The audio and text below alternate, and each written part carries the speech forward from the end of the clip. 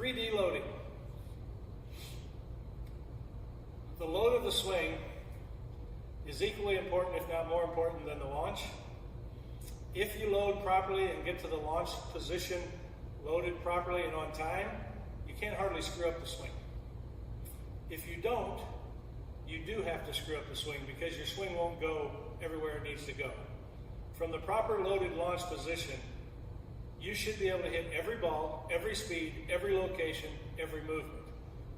Now, I know those pitchers are good, and we're not always perfect. But I will tell you that my pro players tell me that when they're right, they can hit anything that comes out of his hand. Anything, any location. All right? So let's talk about that proper launch position. I like this device to teach how to load properly.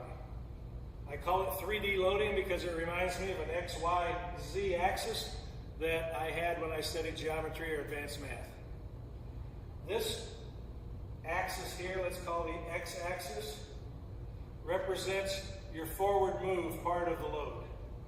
We are going to go forward, not much, but there is a forward move necessary that we stretch against, that when we snap, we get launched forward. We don't stay back. We get launched forward because of this forward move. If we don't move forward and we just load back, when we launch, we don't get thrown forward. Okay? So the X-axis, the move toward the pitcher, represents the forward move. The Y-axis represents my coil. When I coil, I feel like I'm going down this axis. My hip socket, my butt turning around the hip socket, it feels like I'm creating a force back this way. Okay? So when I do both of those together, forward and coil and forward, I can feel both the X and the Y axis. Okay? Now, I want to add the Z axis. By the way, the X and the Y kind of resembles the corner, the building of the corner, and the Z axis represents the stretch of the back, the stretch of the back part of the corner. Okay?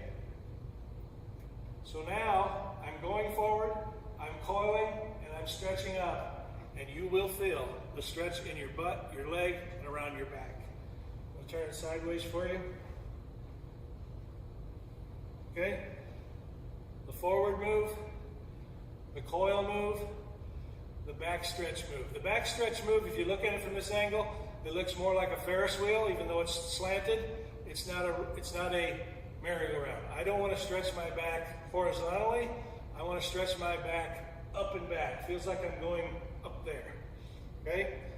So all of them together, and the key point is, all of these have to happen simultaneously. Very, very important point. If I go forward and then try to do it, I'm out of control. If I stretch back like this and then try to go forward, I'm going to push my bat.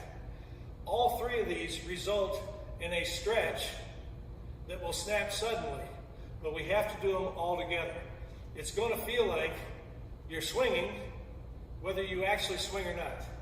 So here's all the moves together. Okay? All at once, and I create this window of time from here to there. I'm doing this trying to keep my foot off the ground, but at some point, because I'm going forward, it's going to come down. That's when I want to swing the bat. I want to swing right there.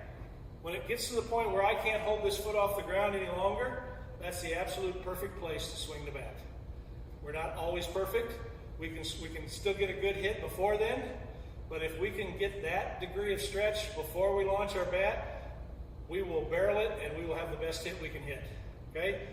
Again, all three of them at the same time. All three at the same time. Hold that foot off the ground, snap.